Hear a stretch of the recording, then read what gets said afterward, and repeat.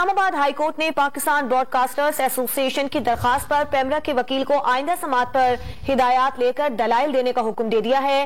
سماعت 9 مارچ تک ملتوی کر دی گئی ہے۔ تفصیلات کے لیے بات کریں گے ڈان نیوز کے نمائندے طاہر نصیر سے۔ طاہر، آج کی سماعت میں عدالت نے کیا حکم دیا ہے؟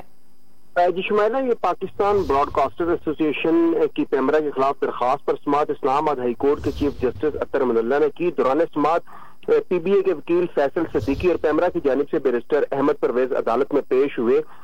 پی بی اے کے وکیل نے یہ موقف اپنایا کہ پہلے ہی 109 سیٹلائٹ ٹی وی چینلز کو لائسنس دیے جا چکے ہیں۔ لینڈنگ رائٹس والے چینلز ملا کر تعداد 150 تک پہنچ جاتی ہے۔ اینالاگ سسٹم میں اتنے ٹی وی چینلز کی دکھانے کی گنجائش ہی نہیں۔ پیمرا کے مطابق ڈیجیٹلائزیشن کے بعد استعداد بڑھا کر 350 چینل تک بھی ہو سکتی ہے۔ دوران سماعت چیف جسٹس نے ریمارکس دیے کہ پیمرا لائسنس جاری کرتے ہوئے آرٹیکل 19 کو کیسے دیکھتا ہے۔ لائسنس لینے والے کا کوئی مفادات کا ٹکراؤ تو نہیں؟ کیا یہ دیکھا جاتا ہے کہ مفادات کا ٹکراؤ نہیں ہوگا تو ہی اظہار رائے کی آزادی ہوگی؟ پوری دنیا میں مفادات کے ٹکراؤ کو دیکھا جاتا ہے، یہ تو یہاں کوئی نہیں پوچھتا۔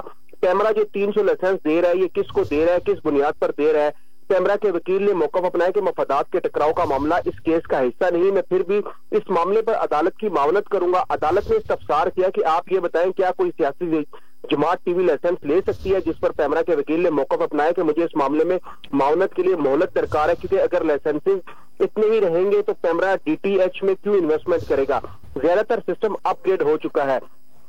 پیمرا نے عدالت میں یہ صدا کی کہ مجھے ہدایت لے کر مزید دلائل دینے کا موقع دیا گیا، جس پر عدالت نے کیس کی سماعت 9 مارچ تک ملتوی کر دی ہے۔ جی طاہر نصیر، بہت شکریہ آپ کا۔